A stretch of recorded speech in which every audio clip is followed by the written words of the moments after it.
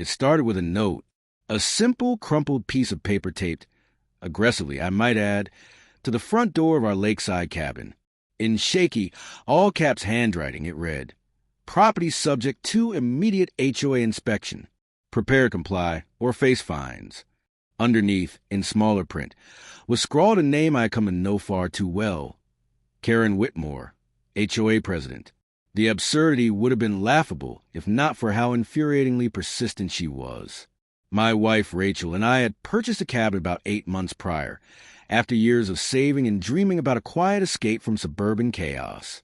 It wasn't some luxury mansion or elaborate lakefront estate, just a cozy 2-bedroom spot with docks, some woods, and a slice of peace that, until recently, had seemed worth every penny. What we hadn't realized when signing the paperwork was how fiercely the neighboring HOA, which technically had no jurisdiction over our land, acted like it did. The boundary line between our property and theirs was clear on county maps. Our cabin wasn't listed under their association. We paid no dues, signed no agreements, and frankly, wanted nothing to do with their endless pages of petty rules about paint shades, mailbox heights, or acceptable wind chime sounds. But Karen didn't care about jurisdiction. Karen cared about control. The trouble had begun quietly. A neighbor's polite mention that Miss Whitmore was asking around about your renovation permits. A friendly fisherman warning me that the HOA lady does like folks putting docks in without proper permission. A string of passive-aggressive comments tossed our way during trips to the local hardware store about outsiders ruining community standards and people who think cabins don't need rules. Still, we ignored her. We weren't part of her little fiefdom. Let her stew in her neighborhood gossip circles. But then came the inspections. First, an uninvited stroll through our yard. Karen, clipboard in hand, sunglasses perched atop her head like some self-appointed sheriff of rural standards, jotting notes while pretending not to see me watching her from the porch. Next, letters. Pages of violations referencing bylaws that didn't apply to us. Demands to remove a perfectly legal fire pit. Orders to repaint the dock rails. A fine, laughably unenforceable, for the unauthorized installation of non-HOA compliant exterior lighting, which was, in fact, 2 solar-powered lanterns from a hardware store. We sent polite responses at first. Copies of our property line. Legal confirmations from the county. A cease and desist letter drafted by a friend of mine who works in real estate law. All ignored. Then the threats escalated. Karen claimed she'd bring in county inspectors, that she'd file legal action for community endangerment, that we'd regret undermining HOA authority. It was around this time Rachel, far more patient than me, decided to document everything. Every note, every letter, every trespassing incident caught on our security cameras. Photos, screenshots, copies of county maps highlighting our independence from the HOA's grasp. I didn't know it then, but Rachel wasn't just collecting evidence. She was building a legal hammer Karen couldn't see coming. The day Karen showed up screaming, the weather was almost comically perfect. Blue skies, birds chirping, lake water sparkling as if to contrast the sheer ridiculousness unfolding in our driveway. I heard her before I saw her, that shrill, nails-on-chalkboard tone cutting through the trees. You can't just ignore notices. This is MY community, and you will comply. Rachel was on the porch, coffee in hand, calm as ever. I stood beside her, arms crossed. Between us and the end of the gravel drive stood Karen, red-faced, clutching her clipboard like a weapon of last resort. Behind her loomed 2 HOA board members, or, more accurately, her husband and her best friend Denise, both of whom looked less like enforcers and more like they'd rather be anywhere else. This is private property. I said, not for the first time. Karen pointed wildly at the faded HOA sign near the entrance to her neighborhood half a mile away. This is part of our jurisdiction. You're bringing down property values with your unauthorized structures and unsightly dock furniture. Rachel set her mug down, stood, and smiled. That's the thing about Rachel. She doesn't raise her voice. She doesn't argue. She prepares. And today, she was more than prepared. You're mistaken, Karen. Again. And I think it's time you left. Karen wasn't having it. I'm conducting an official inspection. I have every right to be here. Rachel stepped down the porch stairs, cool as ice. No, you don't. But since you're here, let's make this official. She pulled a manila envelope from under her arm. Inside, copies of the county's boundary reports, our property's legal exemptions, the cease and desist Karen had ignored, and, most satisfying of all, a freshly signed warrant for trespass enforcement issued by the sheriff's office after Karen's third unauthorized intrusion onto our land. Karen's eyes flicked over the papers, like a gambler watching a bad hand unfold. Her face shifted from defiant to confused to something approaching fear. A warrant, she squeaked. Signed yesterday, Rachel confirmed, handing over the documents. Sheriff's office will be happy to explain the consequences of ignoring it. Oh, and those cameras you've been complaining about? They've captured every visit. Karen's entourage looked like they wanted the earth to swallow them whole. Even her husband took a careful step back, distancing himself from the impending fallout. Rachel didn't gloat, didn't smirk, just turned, picked up her coffee, and walked back inside. Karen stood there for another moment, gripping her clipboard like a life preserver, before finally turning and marching back to her car. No words, no threats, just a slow, stunned retreat of someone who just realized they'd finally gone too far. That was the day everything changed. What Karen didn't know was how far Rachel's plan had already gone beyond a simple warrant. This wasn't just about getting her to back off our cabin. This was about dismantling her entire grip on the community, and it was already in motion. After Karen's public retreat down our gravel drive, I thought, perhaps foolishly, that she'd finally learned her lesson. After all, there was no gray area left. She had a signed warrant in hand. She had been caught trespassing, yet again, and this time with legal consequences already underway. But as anyone who's ever dealt with a Karen can tell you, people like her don't retreat. They regroup. They find new angles, new battlegrounds. And most of all, they find new people to drag into their mess. The next escalation didn't come from Karen directly. It came from a bland, official-looking letter in a plain white envelope, delivered not by Karen, but by certified mail from a law firm in town. Inside was a formal notice of intent to pursue civil action, a lawsuit alleging that Rachel and I were in willful violation of neighborhood standards, that we were causing material damage to property values, and that we were guilty of ongoing harassment of HOA representatives. Rachel laughed when she read it. Not a bitter laugh, not an angry one, just that disbelieving, here we go again kind of laugh. She's really trying to sue us, she said, shaking her head, for living on our own property, outside her HOA. I wasn't laughing, because while the suit itself was weak, bordering on frivolous, it meant Karen was serious. She'd spent years pushing people around with petty fines and empty threats. Now she was willing to sink real money into a losing battle just to prove she could. What Karen didn't know was that Rachel had anticipated this. Long before we even bought the cabin, Rachel had worked in property law, not in some dusty back office, but directly with city planners, land developers, and yes, HOAs. She knew the playbook inside and out, and more importantly, she knew how to dismantle it. This isn't about the cabin anymore, Rachel said, setting the letter aside. She's terrified, not just of losing to us, but of losing control. And people like Karen, they'll burn down everything around them before they admit they're wrong. So we let her light the match. The lawsuit triggered a discovery process, which meant Karen had to provide proof of her claims, evidence of our supposed violations, records showing how our solar lights, dock chairs, and freshly painted shutters were endangering property values, documentation of the harassment we'd allegedly inflicted on her and her HOA.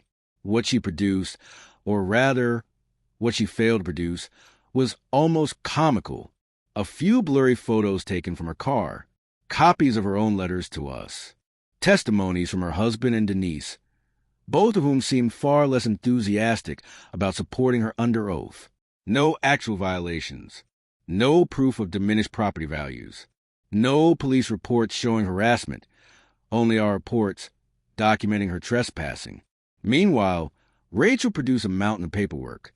Exhibit A, county zoning maps clearly marking our land as exempt from the HOA's reach. Exhibit B. Communications from the county confirming our compliance with all codes. Exhibit C. Security footage of Karen trespassing, shouting, photographing our home without permission. Exhibit D. The signed warrant and cease and desist letters Karen had ignored. And then Rachel dropped the hammer. Exhibit E. A formal complaint filed with the State's Department of Consumer Protection against Karen's HOA for fraudulent representation of authority beyond their legal boundaries. A complaint that, by this point, was already under investigation. Karen had walked into this battle thinking she'd scare us into submission. What she didn't realize was that she'd just dragged her entire HOA into the spotlight, and not the flattering kind. The courtroom showdown wasn't the cinematic drama you'd expect. Karen didn't storm in waving her clipboard. She sat stiffly beside her attorney, lips pressed so tight they nearly disappeared. Her lawyer tried valiantly to spin a case from thin air, arguing about community standards and implied jurisdiction. But every point was met with Rachel's calm, precise dismantling. The judge didn't even let it drag on. Motion to dismiss, granted. Karen's suit, dead on arrival. But the consequences were just beginning. See, Rachel hadn't filed that state complaint out of spite. She filed it because Karen's actions weren't just annoying, they were illegal, representing an HOA's authority over non-member property, issuing fake violation notices, attempting to fine non-members. That's fraud. Within weeks of the dismissal, the state's investigation ramped up. Inspectors arrived, not at our cabin, but at Karen's HOA office. They combed through years of records, emails, notices, and found a pattern of behavior not just against us, but against several homeowners who'd never officially agreed to HOA terms. Fines were issued, restrictions placed. Karen's HOA was ordered to cease any and all outreach beyond its legal boundaries. And Karen? She was suspended pending a formal hearing to determine whether she could even hold her position again. Her neighbors were furious. Not at us, at her. Homeowners who'd once paid dues without question now demanded refunds, accountability, explanations. The community board, once her loyal echo chamber, began holding emergency meetings without her. Petitions circulated. Votes were cast. Karen, queen of the HOA, found herself to throne not with fireworks, but with paperwork. And as all this unfolded, Rachel and I, we sat on our dock, coffee in hand, watching the sunset over the water she once claimed needed approval for recreation. She's losing everything she built, Rachel said, more reflective than triumphant, because she couldn't leave well enough alone. But Karen wasn't done yet. Not completely. People like her rarely fade quietly. There was still one last desperate act she'd try before her reign came to its humiliating end. If Karen couldn't beat us in court, she would try to beat us with pure harassment. That became crystal clear in the weeks after the lawsuit was dismissed. It wasn't enough for her to have lost in front of a judge, to have been exposed for stretching her HOA's authority beyond its legal limits. No. People like Karen need a final say, even if it's petty, even if it makes them look desperate. At first, her retaliation seemed laughably childish. Lawn decorations mysteriously knocked over. Harassment-level noise complaints filed with the county, all of which were promptly dismissed because we weren't violating any noise ordinances. Anonymous letters slipped into our mailbox demanding we respect community traditions, as if that vague threat held any legal weight. But Karen's pettiness had layers. When the subtle tactics didn't get a rise out of us, she escalated to something bolder. One Saturday morning, Rachel and I pulled into the cabin driveway after a trip to the local farmer's market, only to find two uniformed county inspectors waiting for us. They had been sent, according to paperwork, to investigate a series of anonymous reports of health and safety violations on our property, claims of unsafe structures, improper septic systems, and illegal construction. Rachel handled it the way she handled everything, with calm professional courtesy and an extensive binder of permits, inspections, and compliance documents that made the inspector's job laughably easy. Within 30 minutes, the inspectors were apologizing for the inconvenience. One of them even shook his head and muttered, "We've been getting a lot of these out here lately. Same handwriting on the forms. Same neighborhood complaints." We didn't have to guess who was behind it. Karen was grasping at straws now. The inspectors filed their findings. No violations. No further action needed. But Rachel, ever thorough, took a step further.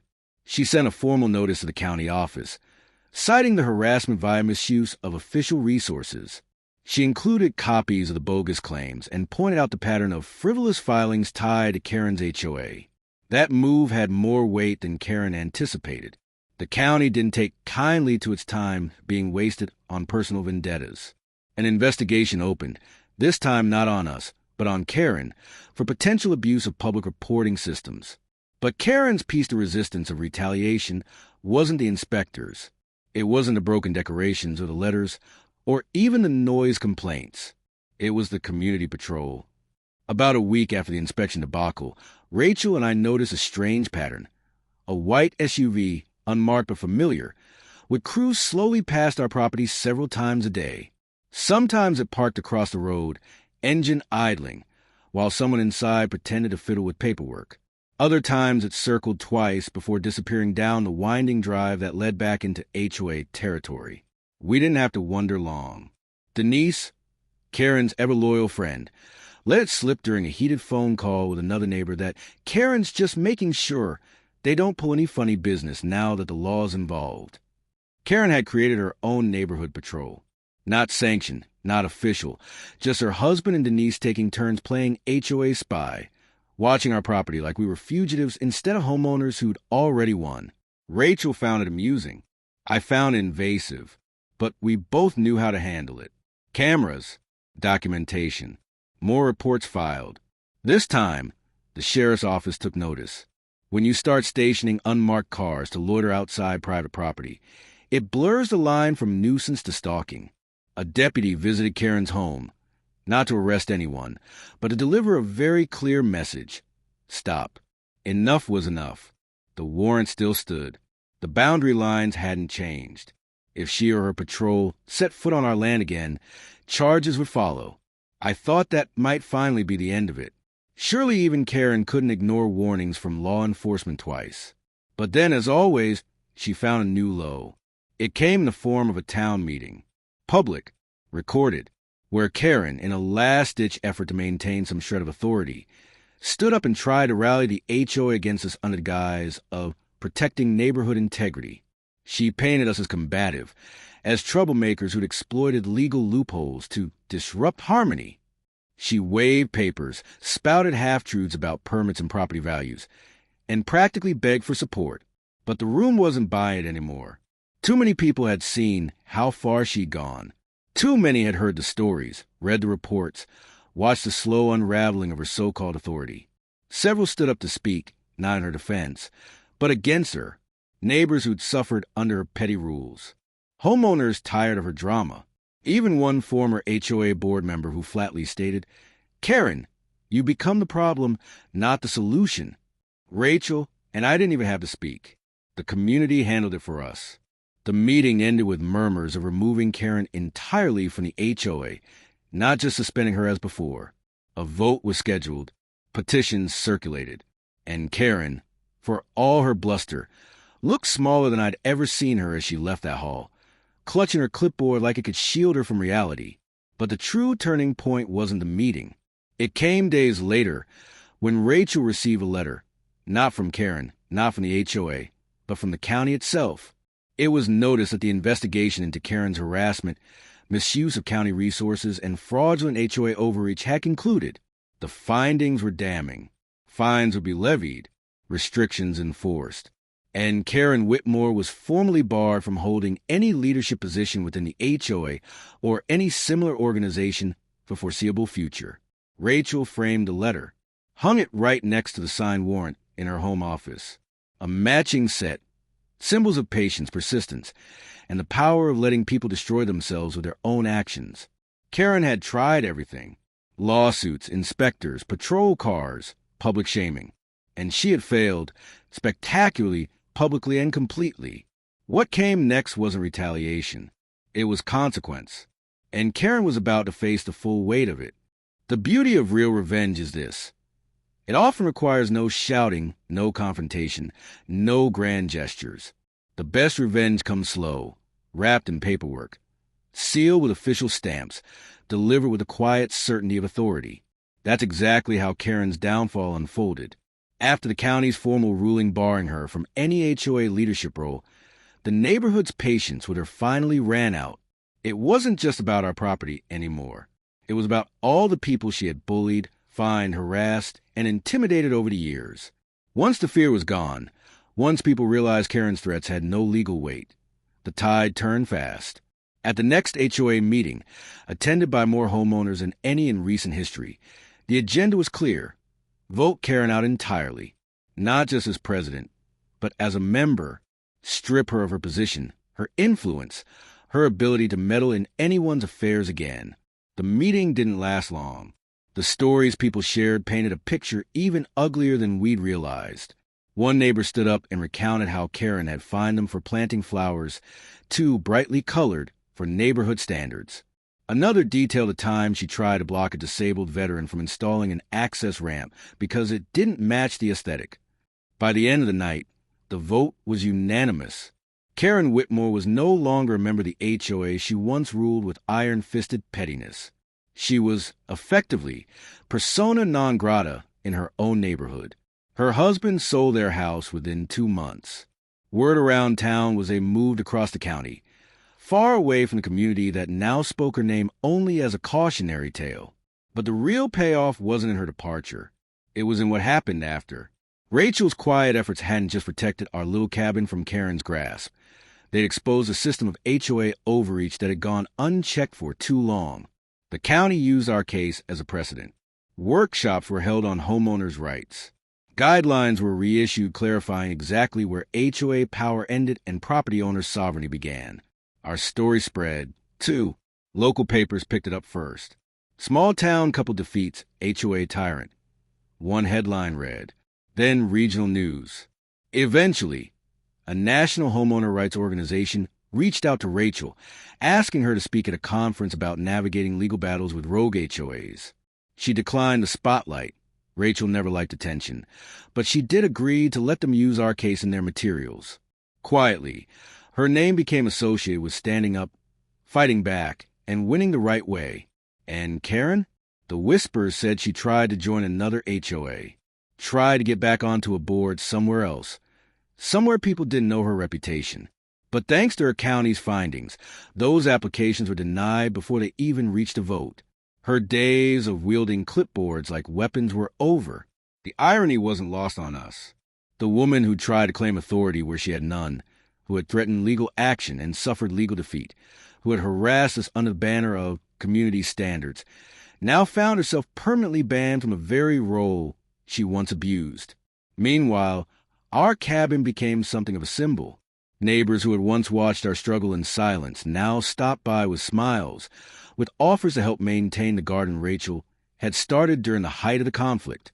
What had begun as a quiet retreat for us transformed into a small but vibrant community hub. The garden grew. The dock was restored and used freely by friends and family, without fear of clipboard inspections. A neighborhood barbecue, once frowned upon by Karen for being too disruptive, became an annual tradition. Kids played, dogs roamed, people laughed. And on the edge of it all, overlooking the lake, hung a simple wooden sign Rachel had painted herself. Welcome to the neighborhood. No HOA required. One day, months after Karen's departure, a sheriff's deputy we recognized pulled into our driveway. Not for a complaint, not for a warning, just a chat. He leaned against his cruiser and looked out at the peaceful scene. You know, he said, we've been using your case as an example in some of our trainings. How to handle these HOA disputes before they spiral. Your wife did it right. Thorough. By the book. No drama. Just facts. Rachel smiled. Funny how facts win when you give them room. Before he left, the deputy pointed to the garden. Glad you stayed. This place is better for it. Better for it indeed. In the end, our revenge wasn't about Karen at all. It wasn't about humiliating her, though she brought that on herself. It wasn't about winning court cases or collecting fines or seeing her banished from yet another HOA. It was about reclaiming peace, about building something better in the space she tried to control, about showing that you don't have to stoop to someone's level to defeat them. You just have to stand firm, know your rights, and trust that some people will bury themselves in their own mistakes if you give them enough rope. Karen's rope ran out. Ours built a swing set for neighborhood kids. That's the difference. In the end, Karen's downfall wasn't broadcast on the evening news. There were no viral videos of her being dragged off the HOA throne, clipboard clutched like a security blanket. No. Karen's end came quietly, in the slow erosion of her influence, in the silent pulling away of neighbors who had once smiled and nodded as she ruled with petty tyranny. And that's what made it so satisfying, because Karen had built her power on fear. Fear of fines, fear of violations, fear of gossip and public shaming. When that fear disappeared, when people realized she couldn't legally touch them, couldn't enforce anything outside her shrinking circle of authority, Karen became powerless, not through confrontation, not through lawsuits, through irrelevance. Rachel and I watched it happen from the comfort of our front porch. Neighbors who used to cross the street to avoid Karen's gaze now walked past freely, waving as they went. Homes that had once been buttoned up to impossible HOA standards suddenly sported colorful flower beds, playful yard signs, and the kinds of harmless personal touches Karen used to despise. The neighborhood thawed without her icy oversight. There was irony everywhere you looked. The HOA newsletter, once a monthly barrage of regulations and thinly veiled threats, transformed into something light, almost cheerful. Community events returned, potlucks, garage sales, kids' bike parades, all the things Karen had deemed unsightly disruptions to neighborhood order. And us, our cabin, once seen as an invader's outpost by Karen and her followers, became a gathering place, not formally, not with grand invitations, but gradually, naturally, a place where people felt comfortable dropping by, sharing stories, bringing a pie from a new farmer's market, or asking to borrow a ladder. Rachel's garden flourished. What had begun as a small patch of resistance grew into a lush, colorful defiance of Karen's grayscale world. Where Karen saw chaos, we planted beauty. Where she saw rule-breaking, we nurtured community. One afternoon, as Rachel and I were tending to the garden, an older neighbor we barely knew stopped by. He looked around, took in the flowers, the laughter from the dock where some kids were fishing, and said, almost to himself, "Funny how one person can ruin a place and how fast it can heal once they're gone." He didn't need to say Karen's name. We all knew who he meant. But even as Karen faded from relevance here, her name lingered in stories. Not out of cruelty, not out of mockery, but as a lesson. New homeowners heard the tales of the HOA tyrant who tried to extend her reach beyond her borders, who sued and lost, who trespassed and was served a warrant. They learned from her mistakes without needing to repeat them. Rachel, ever the quiet strategist, kept her framed warrant and county letter not as trophies, but as reminders. Not everyone will push back, she'd say when asked. But those who do, they change things. The ultimate irony wasn't just Karen's personal downfall. It was what came next. 6 months after Karen's forced departure, the HOA underwent a massive reform. The bylaws were rewritten, this time with input from homeowners, not just the loudest voices on the board. A clause was added explicitly stating that HOA authority ended at the legal boundaries. No more creeping expansions, no more gray areas. Transparency became the new standard. And because Rachel's efforts had been so effective, the county invited her to help draft those changes. Not as a board member, she had no interest in that, but as a consultant, the woman Karen tried to harass into submission became the one shaping the future of the community. If Karen had known, it would have driven her mad, but she wasn't here to see it. Her house sold, her car gone, her name removed from every plaque and directory. Just a whisper of a warning now. A tale neighbors told over coffee. Careful who you cross. You might run into someone like Rachel. We never celebrated Karen's downfall with fireworks. There was no victory lap, no public declarations. Just quiet evenings on the porch. Laughter from neighbors who had once been strangers. A community finding its own way forward, freer, lighter. One evening, as we watched the sun dip behind the lake, Rachel turned to me and said something I'll never forget. She thought she was teaching us a lesson, but really she taught herself one. And that's how it ends. Not with Karen getting the last word, but with her fading into a footnote. Not with us stooping to her level, but rising above it. Not with more conflict, but with peace. Because real victory doesn't come from proving someone wrong. It comes from living so well they can't touch you. It comes from standing your ground, holding your boundary, and watching those who would control you crumble under the weight of their own arrogance. Karen's chapter was closed. Our story was just beginning.